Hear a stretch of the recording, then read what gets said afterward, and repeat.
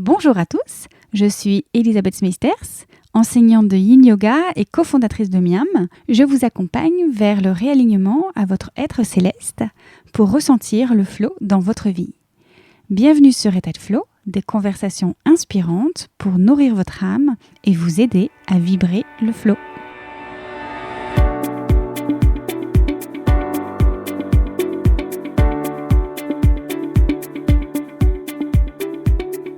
Après un rendez-vous manqué il y a 10 ans, lorsque nous travaillions toutes les deux dans les médias et la musique, j'ai finalement passé une après-midi entière cet été avec mon invité du jour à échanger sur nos chemins de vie respectifs au bord du lac qui cercle sa propriété. Un moment suspendu, riche et ressourçant, au plus proche de la nature, dans son lieu de vie paisible et attachant. Vous l'avez peut-être aperçu à la Nouvelle Star avec ses cheveux blancs entre deux concerts et festivals avec son entreprise de production de clips et interviews d'artistes WAF ou entendu sa voix sur une radio belge. Depuis, après cette vie active qui ne sonnait plus juste à l'intérieur, elle est revenue au calme de la nature, à l'empreinte des pistes inconnues et reste à l'écoute de ce qu'il appelle un jour à la fois. Je ne vous en dis pas plus et je vous laisse avec ma conversation avec Christine Massy. Bonne écoute.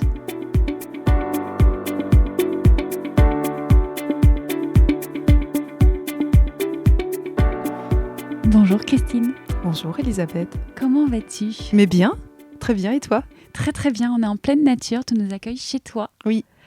Alors là autour de moi, ceux qui nous entendent, j'ai un étang, j'ai que de la nature, je suis dans une yourte.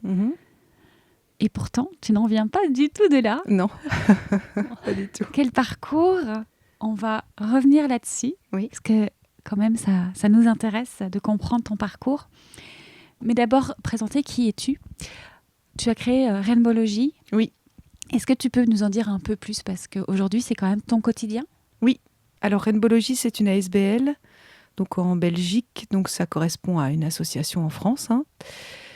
L'idée, c'était d'accompagner les gens à se reconnecter à la nature. Alors ça veut tout dire et rien en même temps. Pour moi, l'idée était de partager mon expérience, puisque je viens en effet d'une vie très active dans les médias, à travailler 7 jours sur 7, à gagner bien ma vie, à pas avoir de temps pour moi. J'ai bossé dans la musique aussi. Et un jour, j'ai eu une grosse prise de conscience et je me suis rendu compte que j'étais pas à ma place et que je m'y retrouvais pas. Et donc, j'ai commencé un énorme travail de là pour me retrouver ici, aujourd'hui, dans la nature. Et donc, espèce de chamboulement, à devoir s'arrêter, à se poser des questions, mais de quoi j'ai besoin, qu'est-ce qui se passe, parce qu'on a l'entourage qui comprend pas, parce que l'entourage dit mais enfin t'as tout ce qu'il faut, ça fonctionne, donc c'est pas sur des échecs, c'est de s'arrêter quand tout fonctionne très bien, mais de se rendre compte qu'en fait il y a rien qui va comme on voudrait, que ça sonne pas juste à l'intérieur. Et du coup, quand j'ai fait toute cette traversée, toutes ces expériences, toute cette découverte sur moi, je me suis rendu compte déjà que je répondais à beaucoup de questions, que j'accompagnais pas mal de monde qui venait me voir, qui du coup me posait des questions en me disant voilà, moi aussi je me sens pas bien, j'ai envie de changer, qu'est-ce que je dois faire ? Et donc j'accompagnais vers ça. Je me suis surtout rendu compte que ce qui m'avait sauvée, c'était la nature, c'était cette reconnexion à la nature et surtout à moi-même, la reconnexion à soi.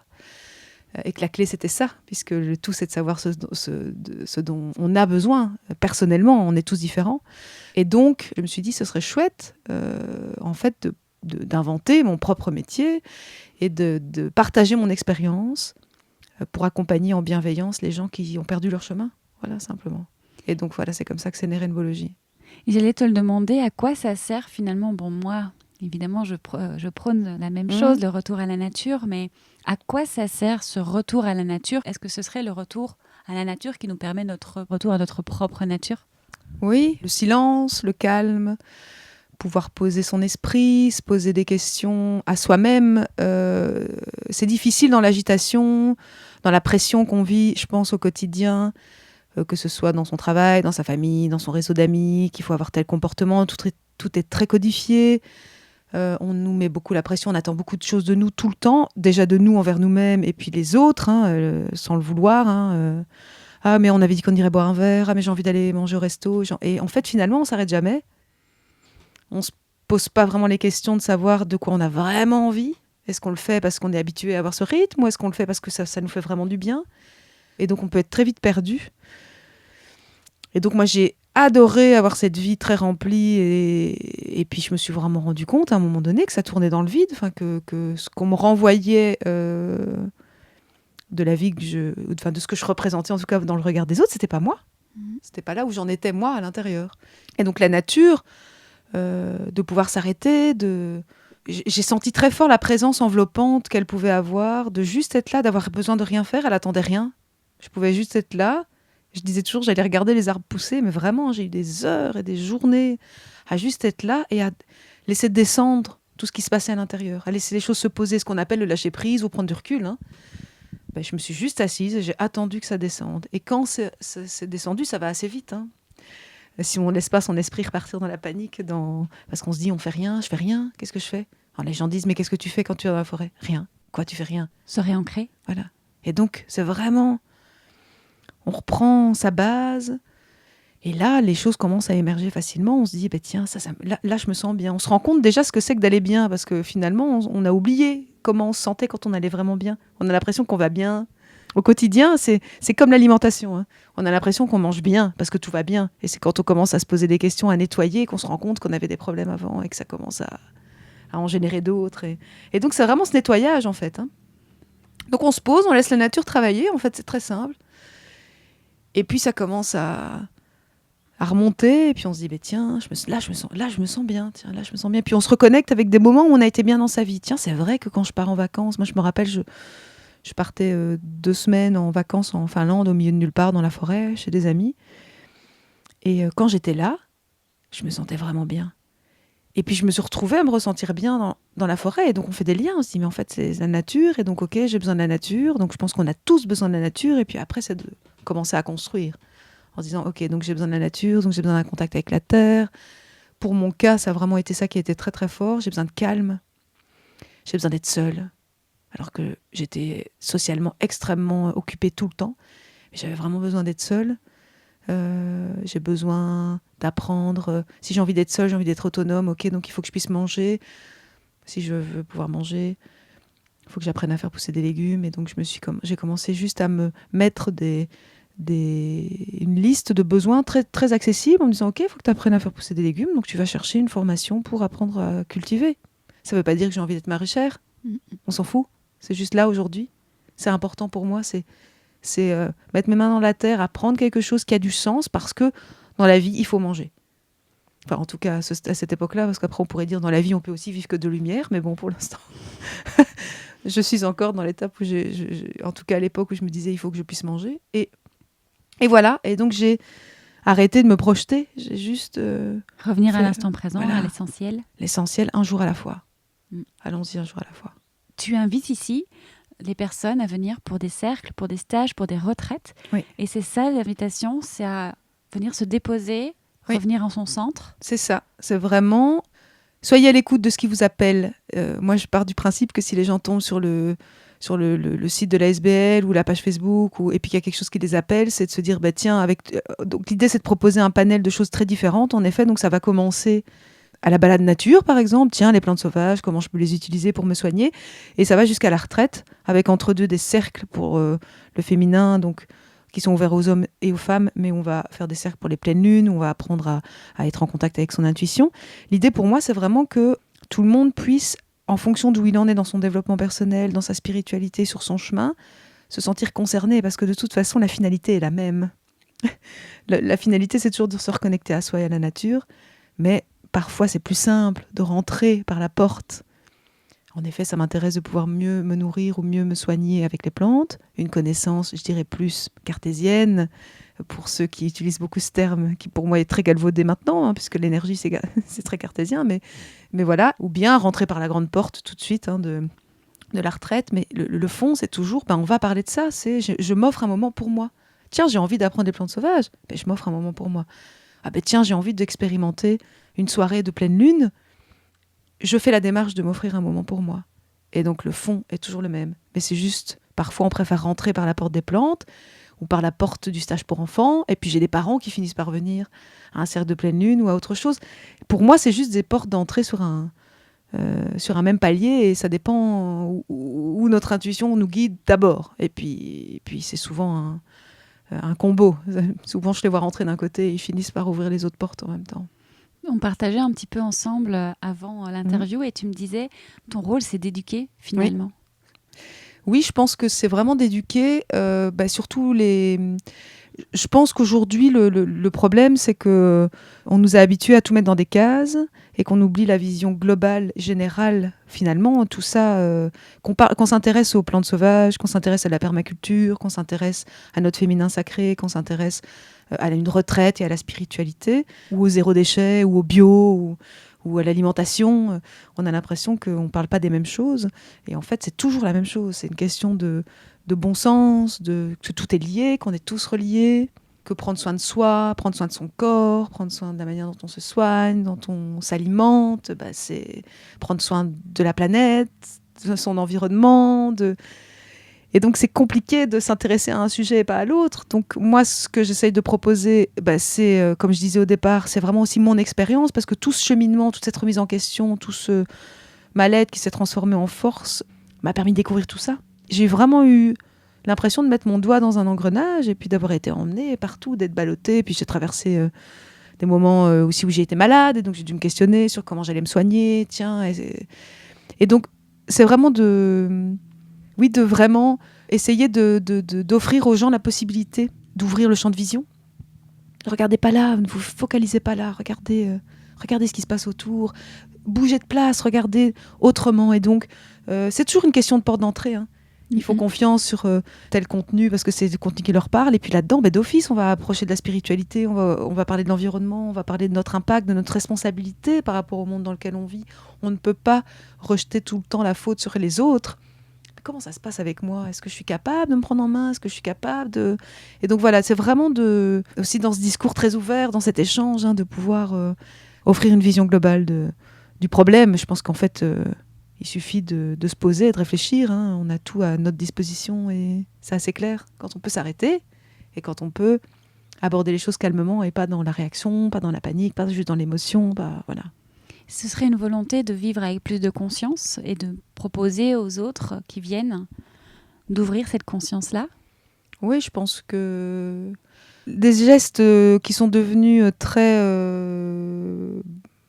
je dirais vulgaire, je bois un peu d'eau, je prépare mon souper.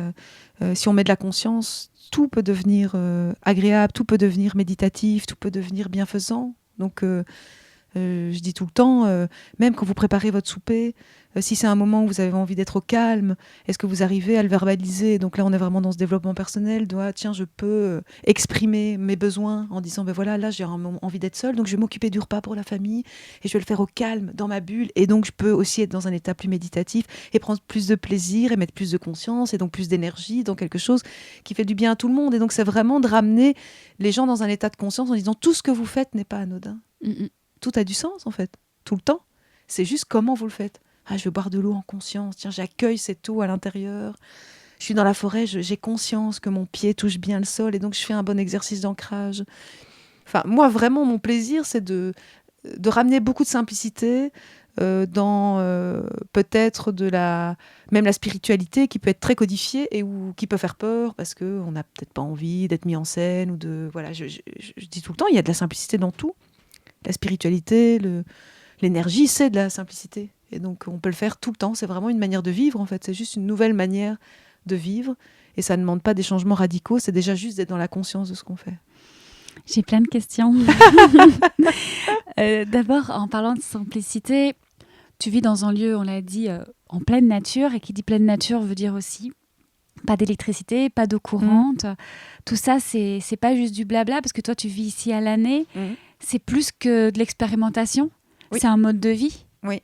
Alors, ce qui est très drôle, c'est que souvent, quand on aborde ce genre de thématique-là, c'est très à la mode de dire « elle vivait dans les médias et maintenant, elle a tout quitté du jour au lendemain et elle se retrouve dans la nature », comme si on se levait le matin et qu'on claquait la porte et que c'était d'une violence sans nom. Et alors, les gens sont toujours « waouh !»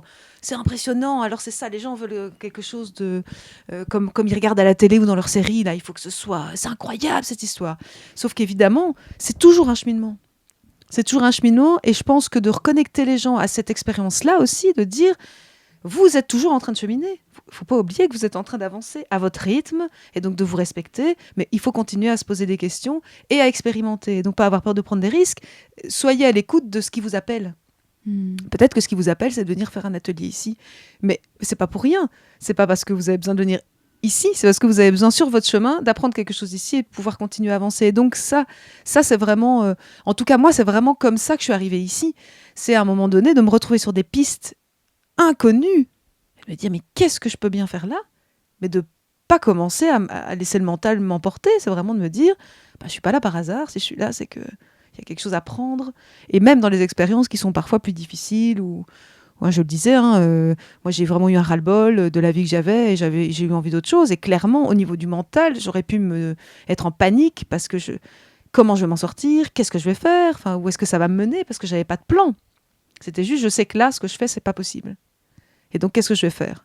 Je sais pas. Mais pour l'instant, ce que je sais que je dois faire, c'est m'arrêter.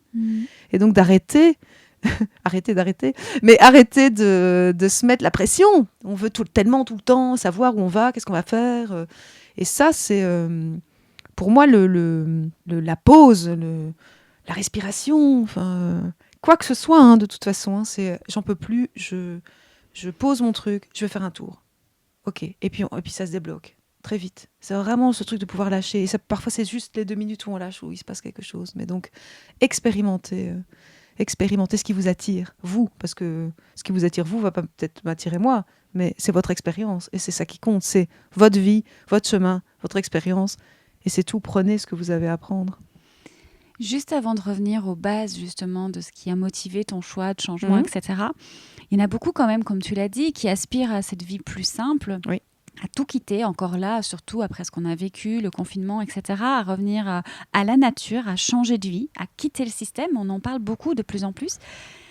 Tu le dis, c'est pas si facile que ça. Non. C'est pas non plus une utopie. Non. C'est possible, mais par contre, ça demande du travail, ça demande d'y aller, ça demande du courage peut-être. Oui, ça. Je pense que la première, il y a vraiment une étape de. Je me rends compte qu'il y a quelque chose qui ne va pas. Donc, on peut parler du burn-out, par exemple, qui est vraiment une maladie très à la mode dont on parle beaucoup et qui touche beaucoup de monde. Donc, c'est vraiment le burn-out, la prise de conscience que ce qu'on fait n'a plus de sens par rapport à ce qu'on a dans notre cœur. Parce qu'il y a des tas de gens qui font le même métier dans la même boîte et pour qui ça se passe bien. Parce que si pour eux, ça a du sens, il n'y a pas de jugement là-dedans. Mais c'est quand on se rend compte qu'on va à l'inverse de ce que notre cœur nous dit, on fait un burn-out. On force, on tire sur le câble et donc le câble pète, c'est tout. C'est vraiment de se dire peut-être ce qu'on ne veut plus et de quoi on a besoin pour être bien. Donc c'est vraiment de lister en fait. Moi j'adore l'exercice je l'écris parce que quand je l'écris, je dois plus y penser. Je le note dans un carnet, donc ça ne doit pas être très précis, mais c'est tiens, je me sens bien quand je me sens bien quand je m'occupe des enfants, je me sens bien quand je suis seule en train de lire un bouquin, je me sens bien quand... C'est vraiment de lister des actes qui peuvent avoir l'air bateau, basique, mais c'est parce que c'est tellement simple qu'on a oublié, c'est de revenir à la simplicité. J'aime faire un gâteau. Ça ne veut pas dire que vous aurez envie d'être boulanger-pâtissier. Ni d'en faire tous les jours. C'est ça. C'est vraiment... Déjà, je pense qu'on n'est pas obligé d'être monotage toute sa vie, qu'on n'est pas obligé d'aimer les mêmes choses toute sa vie. Et je pense qu'on nous a fort appris... et éduqué avec t'as un boulot, t'as une situation, oh là là, dis donc, t'as une situation, faut quand même pas rigoler, pourquoi est-ce que t'auras envie de changer, t'as une situation ? Ah ben heureusement, si vous avez envie de changer, faites-le. Si vous n'avez pas envie de changer, restez là si vous êtes bien. Mais si ça ne va pas, pourquoi pas changer ? Pourquoi on pourrait pas... J'ai une dame que j'adore, je sais plus son nom, qui est anglaise et qui propose ce terme de multipotentialiste. Pourquoi on n'aurait pas le droit d'être boulangère, mécanicienne et astronaute, je veux dire, pourquoi pas ? Si c'est ça qui vous rend heureux, pourquoi on devrait vraiment s'accrocher et s'attacher à une seule tâche toute une vie ? Donc, l'idée, c'est vraiment d'abord de se demander, nous, qu'est-ce qu'on a envie de faire ? Et ça veut dire clairement que ce qui est difficile, c'est qu'on ne peut pas toujours le partager. Parce que notre meilleure copine, la personne qui nous écoute, elle a son propre regard, avec son propre filtre, avec ses propres peurs, et donc tout ce que vous allez lui dire, ça va la renvoyer à ses angoisses, et si on n'est pas un minimum conscient de ça, Elle va dire, mais enfin, ne fais pas ça. Comment tu vas faire? Et l'argent? Et quoi? Et tu vas devoir te former? Et les enfants? Et ton mari? Et alors, on est parti. Mais posez-vous les questions de savoir, tiens, je connais les peurs, je connais les risques. Mais les peurs et les risques, les peurs surtout, elles sont quand même là pour nous faire avancer aussi. Et donc, c'est pas très grave. Il y a jamais, je dis tout le temps, ça s'arrête pas avec un trou noir derrière. C'est-à-dire, la vie, on est dans une yourte, c'est circulaire. Le mouvement, enfin, je veux dire, le cercle, le fait de se retrouver ensemble autour du cercle. Dans toutes les cultures, on est vraiment dans cette idée de mourir et du renouveau, enfin, du mouvement, du changement. Et c'est la vie, c'est ça. C'est du mouvement. Et donc, tant qu'on est vivant, on est là pour vivre des choses. Donc, c'est de se rassurer en se disant que il y aura des solutions, qu'elles vont venir au fur et à mesure. Si je suis reconnectée à moi, à mon centre et à mes intuitions, je vais sentir quand c'est bon, quand c'est moins bon. Et donc après, je dis tout le temps, c'est presque une promenade de santé. Une fois qu'on a compris le fonctionnement, on se reconnecte avec ça, et puis on est parti, c'est de plus en plus fort, et c'est de plus en plus juste, et puis on se trompe, on reçoit pas une décharge électrique, hein. On se trompe, on recale, les choix sont jamais définitifs. On peut avoir envie 2 ans, même de se former. J'ai envie de faire des études de permaculteur, ok, ça ne veut pas dire pour ça que vous serez permaculteur. Faites déjà cette étape, et peut-être que pendant votre formation, vous allez faire 2 mois, vous allez rencontrer quelqu'un qui va vous parler d'autres choses, qui va vous emmener ailleurs, et puis c'est comme ça qu'il faut voir la vie, et pas ah oui, mais bon, t'es parti 3 ans, ah ben non, tu veux changer, ah ben non, t'avais dit que t'allais faire ça, et ben non, écoutez-vous, et laissez-vous la chance d'expérimenter et de vous tromper. Et tu le disais, c'est pas pour autant facile, parce que bah oui, on doit aussi accepter d'aller ouvrir des choses et découvrir que peut-être ça fonctionnait pas bien. Oui. Découvrir que ça fonctionnait pas bien, découvrir que c'était pas ce qu'on avait imaginé, donc il y a aussi des déceptions. Ah, je pensais que ça allait être comme ça, puis on est déçu. Mais tout ce qui se passe affine notre propre volonté, nos propres envies, parce qu'il y a beaucoup de choses qui sont fantasmées aussi. Et c'est normal, hein. On imagine que vivre dans la nature, peut-être, c'est comme ça, il n'y a pas de contraintes. Je veux dire, il n'y a jamais rien qui est complètement positif, complètement négatif. Donc, c'est toujours un mélange de l'ombre et de la lumière. Enfin, voilà, donc c'est aussi ce qu'on est. Enfin, je veux dire, à l'intérieur, on est un mélange de masculin et féminin. On est un mélange d'ombre et de lumière, de qualité, de défaut. Et donc, c'est aussi accepter l'équilibre. Et c'est notre boussole qui décide, non, mais ça c'est trop, ça c'est pas assez, ça c'est... Et puis après, on jauge comme ça, et puis c'est comme essayer une nouvelle recette, on se dit, ah non, là c'est un petit peu trop, là, il faudrait que ce soit un petit peu moins, et toute sa vie on fait ça. Donc clairement, il y a des choses moins agréables, parce qu'on change, et c'est toujours la même chose, on change. Alors, on ne devient pas une autre personne. Je pense qu'on affine la personne qu'on est, parce que le changement... C'est pas ce qu'on pense, hein. Les gens disent « Ah, mais t'as changé, vraiment, tu n'es plus la même personne. » Moi, je pense que je suis exactement la même personne qu'avant, mais beaucoup plus affinée, beaucoup plus... avec beaucoup moins d'artifices, beaucoup moins de détours. Voilà, c'est ça. Donc, c'est vraiment d'accepter... on est plus centré sur qui on est. Et puis voilà, on se balade là-dedans, on se trompe, on recule un peu. On se dit « Ben non, tiens, c'était peut-être un petit peu mieux comme ça. » Et puis on essaye de s'aimer un peu plus. Il y a aussi beaucoup d'histoires d'amour vers soi, de retour vers soi, de s'aimer, mais enfin, arrêter de se dévaloriser, arrêter de se stigmatiser, de se mettre « Ah, mais moi, j'aimerais être un peu plus comme ça, un peu moins comme ça. » C'est vraiment fou parce que finalement, tout le monde aime la nature. Tout le monde aime y être, à différents niveaux, parce qu'on pourrait avoir le débat de dire un chasseur va vous dire qu'il aime la nature, et puis quelqu'un qui ne mange pas d'animaux va dire enfin comment on peut aimer les animaux et les tuer. Enfin, donc voilà, le rapport à la nature peut être très différent. Mais ce qui est sûr, c'est que tout le monde s'y sent bien, et que dans la nature, on ne commence pas à se dire « Oh là là, cet arbre, il est un peu trop grand, un peu trop gros, un peu trop tordu, ce serait dommage s'il était comme ça, s'il avait les cheveux, les branches un peu plus longues, il pourrait ressembler à un arbre féminin. » ou si... On est tout le temps en train de se remettre la pression sur « il faudrait plutôt être comme ça, Non, mais comment on est ? Qu'est-ce qu'on est ? » Et c'est là qu'on prend aussi conscience de sa particularité. On est unique. Et on a tous énormément de choses à offrir au monde dans lequel on est. Et c'est pour ça qu'on est là. Et donc, on mélange, on se dit il ne faut pas être égoïste, mais vous ne pouvez pas rayonner si vous n'êtes pas en train de rayonner à l'intérieur pour vous. Et dès que vous changez, dès que vous êtes en phase avec vous-même, vous respirez le bien-être, donc vous rayonnez de la lumière, vous rayonnez du soleil, et qu'est-ce qui se passe ? Un astre qui rayonne, il attire d'autres planètes, et donc les gens ont envie de partager des moments avec vous. Et donc, ça crée des changements. Donc, c'est pour ça qu'on amène les gens à changer eux-mêmes. Posez-vous des questions sur dans quel monde je vis. Est-ce que la problématique, c'est le monde dans lequel je vis ou c'est comment moi je vis dans ce monde? Si je change, vous allez voir que les comportements autour de vous vont changer.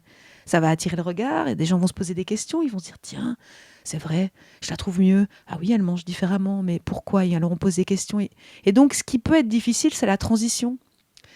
Parce que le monde dans lequel on était, notre entourage, notre vie sociale, peut changer de manière radicale. Et on est perdu, parce qu'on pense que les gens nous aiment pour ce qu'on est, et on se rend compte que finalement, ils nous aiment pour ce qu'ils pensaient qu'on était. Et que nous, on révèle qui on est vraiment, et que finalement, du coup, ils ne s'y retrouvent plus, parce que leurs repères ont changé. Et ça peut être parfois désagréable.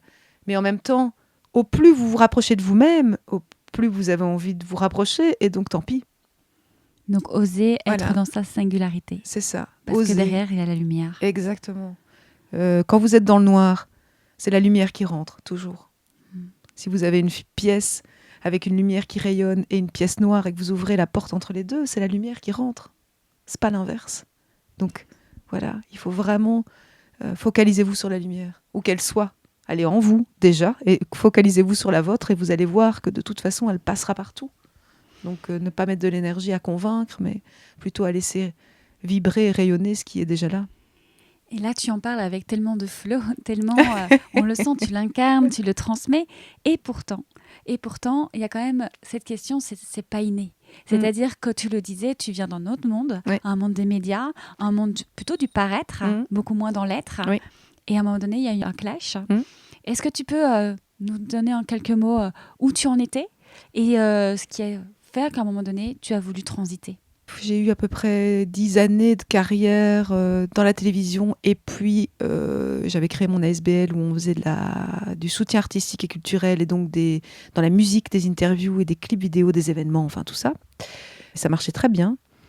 Et je me suis beaucoup retrouvée confrontée à des renvois d'images de moi-même qui me touchaient et je me sentais fort blessée.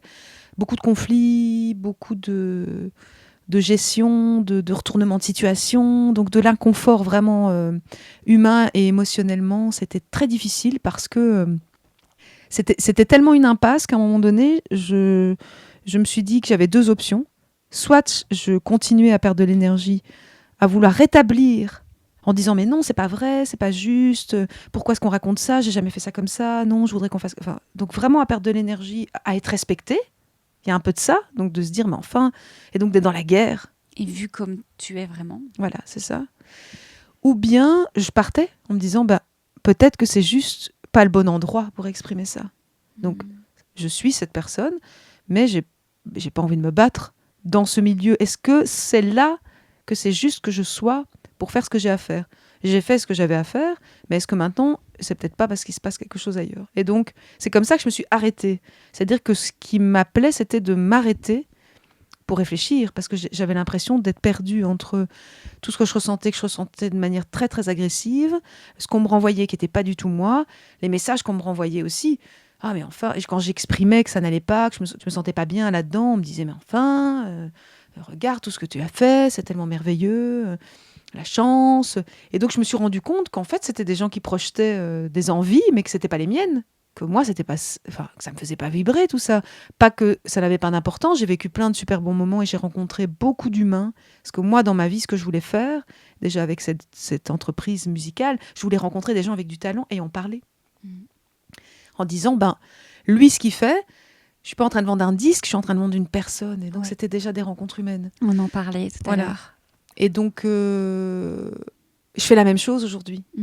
En fait, aujourd'hui, avec le recul maintenant, parce que j'ai eu un rappel là, sur les réseaux, il y a 11 ans, je réalisais un clip pour un artiste qui est ressorti, et donc ça m'a fait bizarre de me dire c'était il y a 11 ans. Et donc, si je regarde derrière, je me dis finalement, je fais la même chose. Ça a juste pris une autre forme, plus de profondeur. On est moins dans la superficialité, donc en surface, mais le boulot est le même.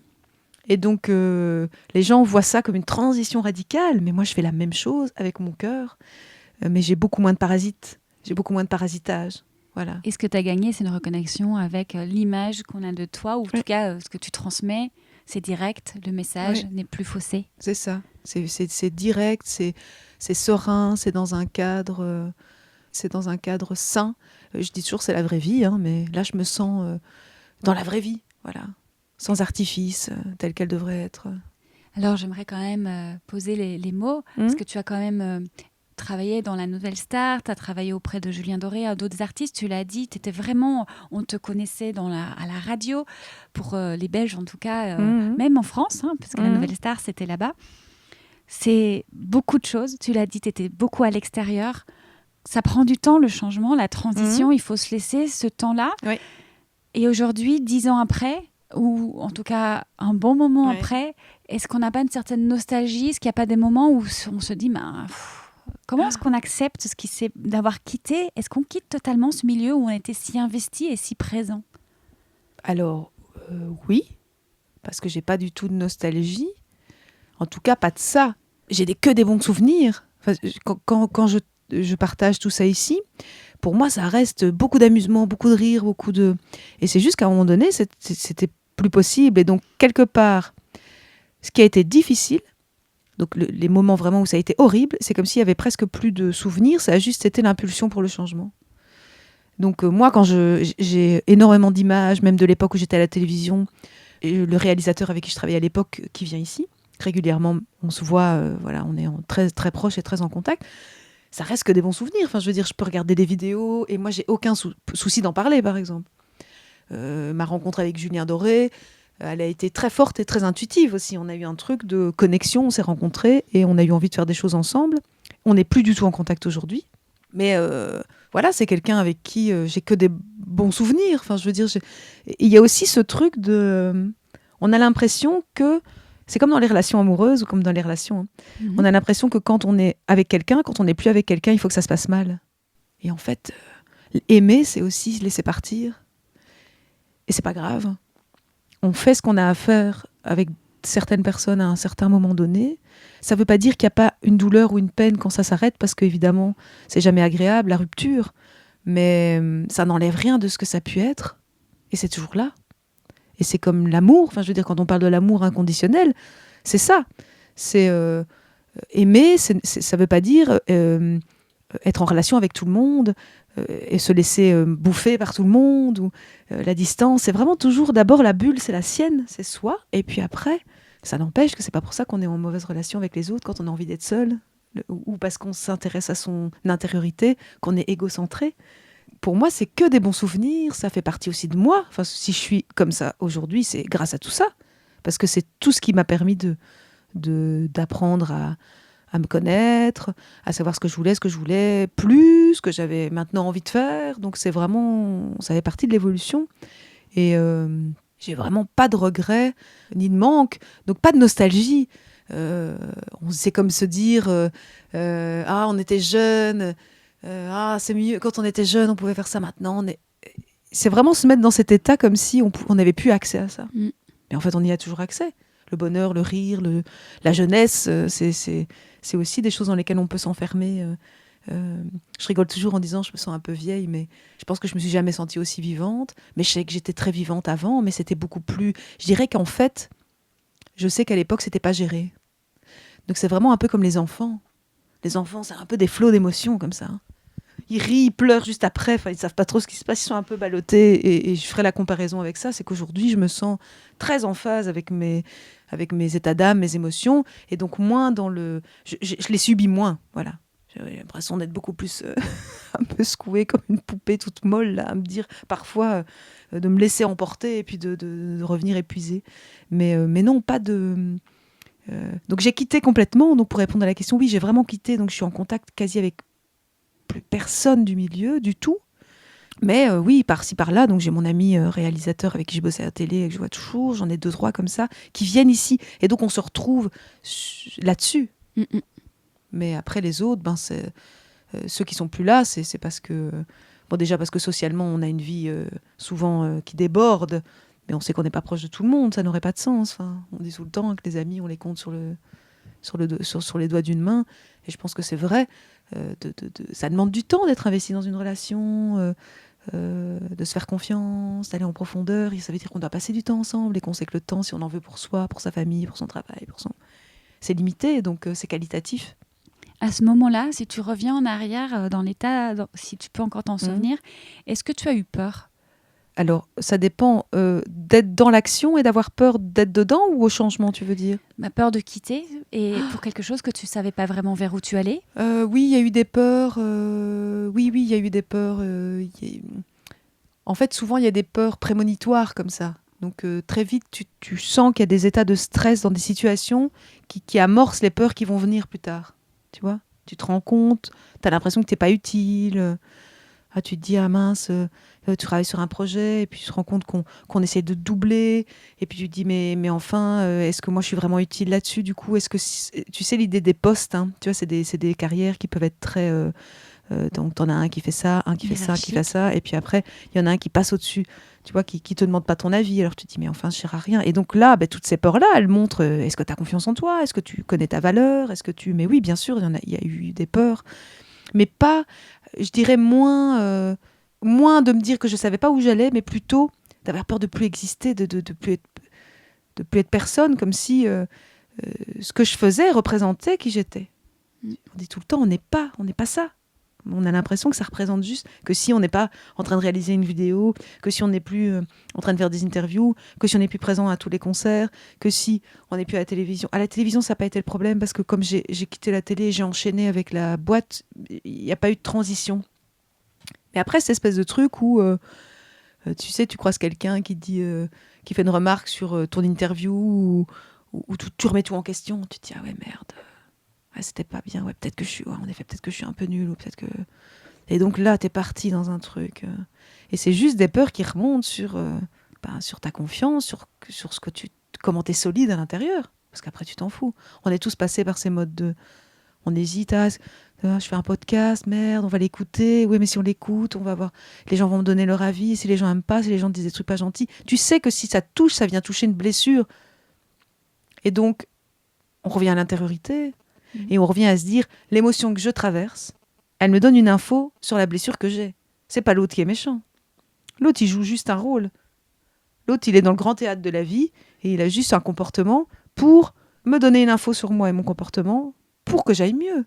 Et donc, à partir du moment où ça devient plus clair, ça devient un vrai jeu.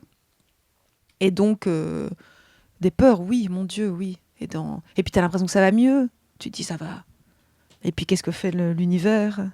Il te renvoie une plâtrée d'épreuves pour voir où t'en es. Et là, tu te rends compte qu'il y a encore... ça fait encore mal, alors. Et donc, c'est comme ça que ça se passe. Ça se fait par étapes. Hein. D'ailleurs, tu travailles beaucoup avec les pleines lunes, les nouvelles lunes, oui. Tu en parlais. J'imagine que ça t'a beaucoup aidé aussi à accepter ces changements, ces cycles, ces montées de vagues et redescentes. Oui, et je dirais que c'est venu très tard par rapport à mon parcours, parce qu'en fait, je fais des cercles depuis que ça va bien. Donc ça m'a pas vraiment accompagnée dans mon parcours, ce qui est rigolo, parce que j'ai commencé à faire des cercles parce qu'on me l'a demandé.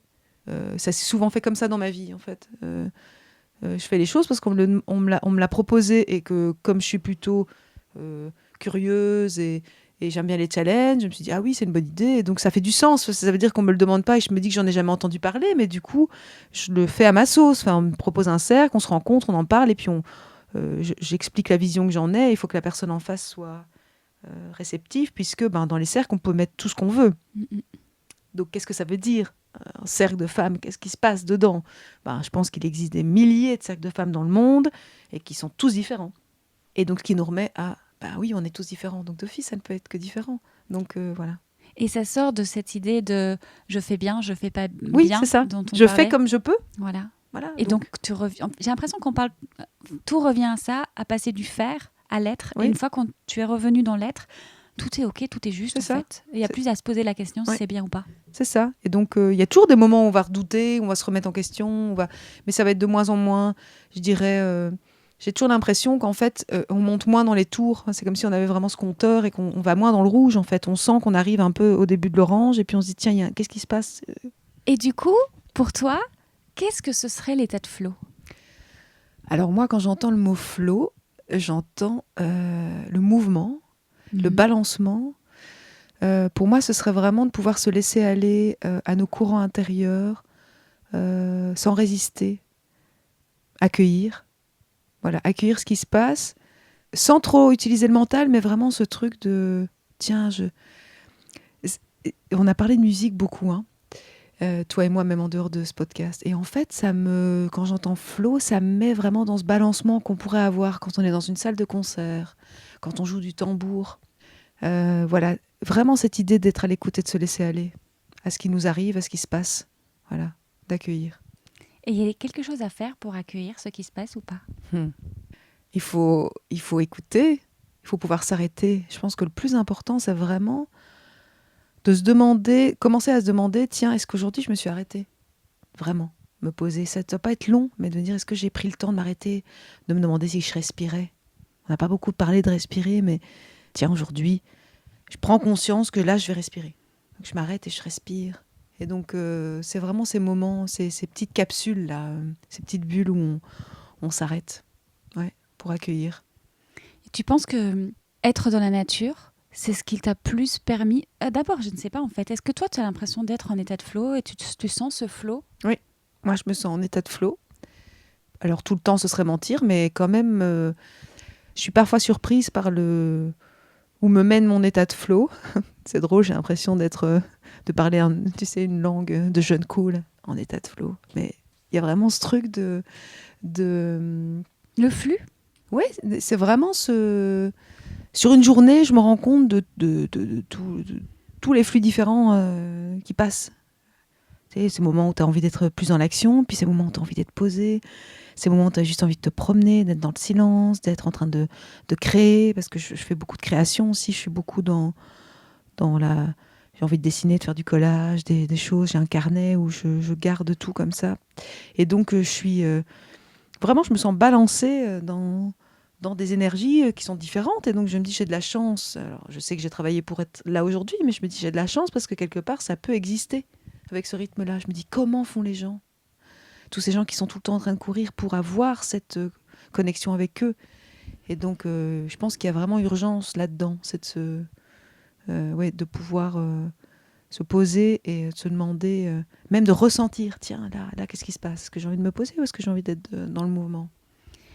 Peut-être si on peut refaire un petit, justement, un retour en arrière par rapport à ce qu'on a dit tout à l'heure. Je me souviens, tu nous disais ne pas avoir trop peur non plus parce qu'à un moment donné, tu savais que c'était fini. C'est aussi, tu t'es donné les moyens quand même on reparle également des intentions, tu nous parlais de qu'est-ce que j'ai envie. Un jour, tu t'es posé cette intention de venir dans ce flow, dans ce flux. Et puis ensuite, c'est se donner les moyens. Et le moyen, c'était peut-être de partir du travail, du monde dans lequel tu étais avant. Oui, le moyen, c'est vraiment... si on ne se donne pas la chance d'expérimenter quelque chose, c'est là que la peur intervient. Si on ne se donne pas cette chance, il risque de rien arriver. Enfin, c'est toujours pareil. Si vous prenez toujours le même chemin en promenade, vous voyez toujours le même paysage. Si vous voulez que ça change, il faut changer de promenade. Et donc, c'est exactement la même chose. Et c'est bien ça qui crée les peurs. C'est qu'on aime bien faire la routine et les choses auxquelles on est habitué. On sait comment ça fonctionne. Même si, et ce qui est le plus impressionnant, c'est que comme on peut rester coincé dans des schémas qui ne nous conviennent pas juste parce qu'on les connaît. Et c'est rassurant. Et donc, posez-vous la question, est-ce que je le fais parce que ça me plaît et que ça me convient, ou est-ce que je le fais juste parce que c'est comme ça que j'ai toujours fait et que j'ai pas envie de changer? Il y a beaucoup de ça dans l'alimentation. On mange de la viande. Souvent, les gens mangent de la viande, ils disent j'ai toujours mangé de la viande. Oui, mais est-ce que tu as un jour choisi d'en manger?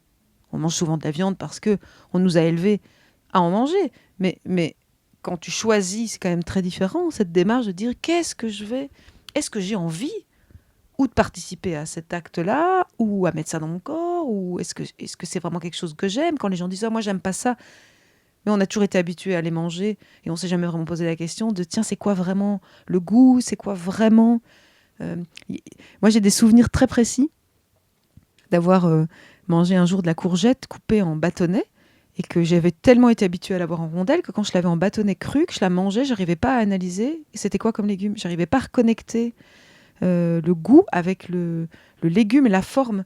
Et c'était il y a très longtemps. Mais donc, on est quand même très fort coincé là-dedans. En se disant, tiens, je fais de la betterave crue en salade ici. Les gens n'ont pas l'habitude d'en manger de la crue. Quand ils viennent en retraite, ils me disent, qu'est-ce que c'est? Tu vois? Et donc, c'est vraiment toujours ce truc de sortir. Essayez de vous obliger à sortir de ce que vous connaissez. Vous verrez que vous ne pouvez être que surpris. Ça ne veut pas dire que vous serez obligé de l'aimer. Mais qu'est-ce que ça va vous apporter? Et au mieux, ça nous rapprochera oui, exactement. Notre être. Et de notre état de flow. J'espère. Voilà, c'est tout ce que je souhaite. On n'en a pas parlé, on aurait pu, mais je pense que ça ferait l'épisode suivant. Mais quand même, juste un mot, tu as aussi de nombreuses notions en énergétique, puisque tu es formée à cela. Oui. Probablement qu'il n'y a pas de hasard, ce mouvement, ce flux, ce flow. Oui. Sur mon chemin et sur mon approche que j'ai eue aussi en fonction des gens que j'ai rencontrés, des choses que j'ai expérimentées, je me suis retrouvée à apprendre et enseigner. Là, je pratique les soins esséniens. Ça a été un gros travail aussi sur moi. Ça m'a reconnecté aussi très fort à quand on fait des soins, est-ce qu'on a envie d'être un peu le sauveur, on va sauver la personne qui a besoin, et du coup ça nous retourne, en tout cas dans cette pratique d'office, il y a eu un très gros travail de fond en disant ok, quand j'ai envie de m'intéresser à l'autre, est-ce que je me suis intéressée à moi? Et donc là on vient de nouveau refaire un autre travail à l'intérieur. On pensait qu'on avait déjà bien avancé, et puis hop, on est reparti. Et donc tout ça pour dire que on nous met sur notre chemin toutes les expériences dont on a besoin pour évoluer. Et donc voilà, j'ai fait l'expérience des soins, les 3 ans de formation il y a presque 2 ans maintenant. Et j'ai d'autres choses que je viens de commencer. Et donc, ne perdons pas de vue qu'on est là pour apprendre, que le cheminement dure toute la vie, jusqu'au bout de la vie. Et que donc, il y a des moments où ça va être plus posé, et puis il y a des moments où le travail recommence, et qu'on apprend tout le temps, tous les jours. Et c'est ça qui crée aussi ce mouvement. Et c'est ça qui est beau. Enfin, la vie, c'est du mouvement d'office. Donc acceptons, accueillons et soyons pleins de gratitude pour tout ce qu'on apprend tous les jours dans toutes les expériences qu'on traverse. Faire le premier pas et voir, laisser venir. Oui, exactement. Ne pas résister, quoi. C'est vraiment ça, c'est ne pas résister, ne pas... Oh non, surtout pas que ça bouge, non, soyons la souplesse, vraiment la souplesse, la fluidité. Vraiment la fluidité. L'eau, voilà. L'eau nous apprend ça, la fluidité. À côté de ce grand étang. Exactement. La boucle est bouclée. Exactement. Merci beaucoup. Merci à toi. Dernière chose pour ceux qui nous écoutent, où peuvent-ils te retrouver? Alors, il y a le site de Rainbowlogy, donc Rainbow comme l'arc-en-ciel en anglais, donc rainbowlogy.be, où il y a un site avec pas mal d'infos. On est sur les réseaux, Instagram, Facebook. On n'est pas très présent, mais voilà, vu qu'on est dans la nature, on n'est pas trop sur les réseaux, on essaye de trouver un compromis. C'est très en mouvement aussi dans les choses qu'on propose, donc on n'a pas des agendas et des calendriers bookés à l'année, parce que moi j'aime qu'il y ait aussi ce mouvement et cette liberté de laisser émerger des choses en cours de saison. Mais donc été comme hiver, il se passe des choses ici, on accueille, et on est toujours ravis de rencontrer des nouvelles personnes, et donc je pense que c'est le meilleur moyen de nous retrouver. Et puis moi, j'ai aussi ouvert une chaîne YouTube, en fait, où je propose aussi des vidéos d'accompagnement à distance, et c'est beaucoup né pendant le confinement, où j'ai fait pas mal de directs, pas mal de choses en ligne, pour qu'aussi ce soit pas limité géographiquement. Et donc, je fais de temps en temps des vidéos sur des pratiques pour vivre dans la nature, sur le potager, voilà, je propose plein de choses en fait. J'essaye de suivre mon instinct, et quand je sens qu'il y a un truc qui est juste, je le mets en place. Donc voilà. Je me sens presque obligée de terminer en rassurant d'une certaine manière, peut-être ceux qui nous écoutent, que c'est pas parce qu'on lâche à un moment donné quelque chose que ça ne reviendra pas sous une autre forme. Tu viens de le dire, les vidéos, ça a été ton métier, ton premier. Et aujourd'hui, tu le refais, mais pour servir autre chose. Voilà, exactement. Donc c'est vraiment de ne pas oublier que tout se transforme en fait. C'est comme dans la nature. En fait, dans la nature, tout se transforme. C'est un cycle. Les feuilles tombent des arbres, elles se transforment en humus. De cet humus, il y a des choses qui peuvent repousser. Et ça s'arrête jamais, en fait. Donc, pour nous, pour la vie, c'est la même chose. Donc, parfois, c'est lâcher pour mieux renaître. C'est pour mieux recommencer autrement et d'avoir un autre angle de vue. Donc, vraiment, dans le mouvement, c'est ça. C'est ça que nous apprend le mouvement. Donc, la fluidité. De rien lâcher. Là-dessus, alors. La fluidité, le mouvement. Merci beaucoup, Christine. Merci à toi, Elisabeth. Merci à vous d'avoir écouté ce podcast. N'hésitez pas à nous suivre sur Instagram, à partager l'épisode s'il vous a plu et à mettre 5 étoiles et un commentaire sur Apple Podcast. Quant à moi, j'ai mis en place des cours de Yin Yoga en ligne via Zoom, puisqu'on ne peut pas se retrouver dans notre refuge habituel. J'ai conçu pour vous un cours en ligne, en live, en petits groupes, qui nous permet de pratiquer sereinement, de relâcher les tensions, toutes les frustrations. Ensemble, on apprend à accueillir et à ralentir. Pour réserver votre tapis, rendez-vous sur etadeflow.com. À très vite pour un nouvel épisode.